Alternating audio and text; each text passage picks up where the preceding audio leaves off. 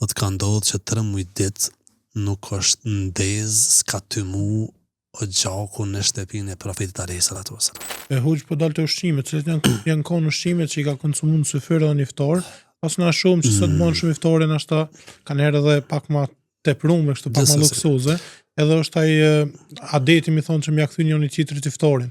O kom praktik që te profeti. Subhanallah, pra edhe në këtë pikë kemi nevojë të më kthy te pika të tradita e profetit alayhi salatu wasalam. Jashtëzakonisht është e rëndësishme me pa dhe jetën e tij që ka zhvilluar, sepse njerëz në përgjithësi, por edhe besimtarët janë dhonë shumë pas dunjallakut dhe është materializuar çdo gjë. Dhe çdo gjë është bërë kushtueshme madje. Dhe njerëz ndoshta edhe din vlerën e iftarit, edhe din vlerën e madhe me dhon diku në iftar, mirë për shkak se është bën në far lloj trendi, në far lloj adeti jo i mirë, që të bëhet jashtëzakonisht masraf që themi ne në iftar dhe gjithkusht nuk i ka mundësit në iftar thjesht ndoshta i ka mundësit me bë, por për shkak se si ka mundësi me bë sikurse filani ose miku ose kështu me radhë lën krejt.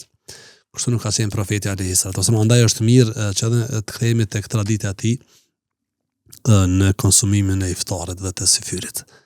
Profeti sallallahu jo vetëm në Ramazan, në vëllardit, por edhe jashtë Ramazanit, ushqimet e tij kryesore ka pas hurmet edhe ujin. Thot Aisha radiallahu anha, thot ka ndodhur që 13 ditë nuk është ndez, s'ka tymu o gjaku në shtëpinë e profetit alayhi salatu wasallam. 13 ditë. Pra nuk është zi, nuk është bë gjellë, nuk është bë mish. 13 ditë. Të nuk kemi iftar që nuk i ka tri llojet e mishnave. Nuk i ka iftar. Edhe në syfyr është ndoshta shumicën e besimtarëve, elhamdulillah. Pra edhe kështu ka qenë edhe gjatë Ramazanit. Hurme dhe ujë. Ka porosit që iftaret të qelet me hurme. Kush ka mundësi, ka thonë, që të bëj iftar me hurme të njoma, rotab quhen në gjuhën arabe, me hurme të njoma, le ta bëj. Kush ka mundësi në hurme të thata, pra ato që janë vjerë pak më herët. Dhe pastaj le të pinuj, po nëse dikush nuk e ka mundësi as këto, hurme pra s'ka atëherë, le të qel iftar me ujë.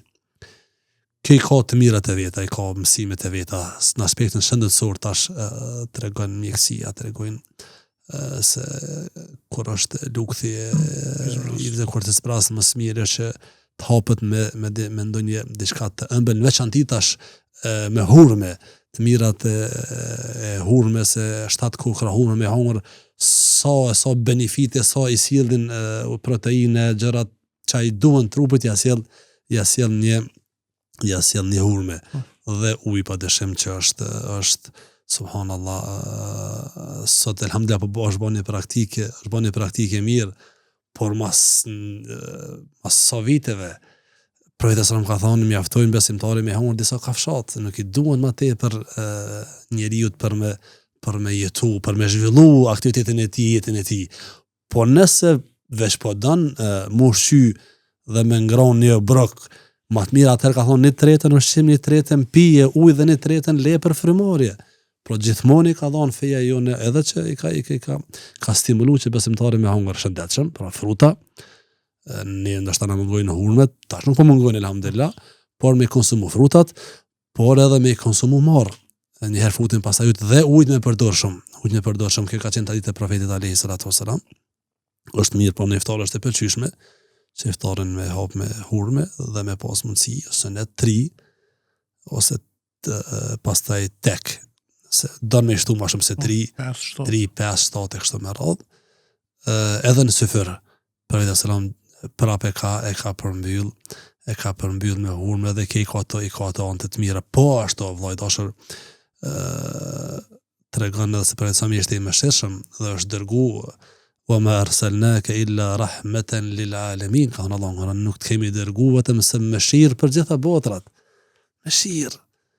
Pra një iftar i thjesht, një syfyr i thjesht, modest, që kushton, por edhe që është i dobishëm për shëndetin. Sa njeri sot të lashër më të madhe ka prej mbi peshës, prej të ushqyrit keqe, madje edhe shumë prej sëmundjeve ndoshta bashkëkohore që më herët s'kanë qenë si probleme, kur po shiqohet gjeneza atyre sëmundjeve është tek ushqimet e dëmshme, tek përdorimi i ndyrave, vajrave, i mishave të ndryshme, pa mos, pa sikur të ishme këty te rruga e Profetit sallallahu alaihi wasallam, traditë e atij, edhe në syfër, edhe në iftar, por jo vetëm edhe jashtë Ramazanit, pra me hungër pak, me hungër shëndetshëm, me hungër me orar, ushqim orar dhe me kushtu rëndësi poshtë edhe ujit, sepse ka nevojë trupi, ka nevojë shëndetit, dhe pastaj i vjen më lehtë edhe më falë, edhe me agjeru, edhe për të flasin edhe ata profesionistat më tepër për këtë tema.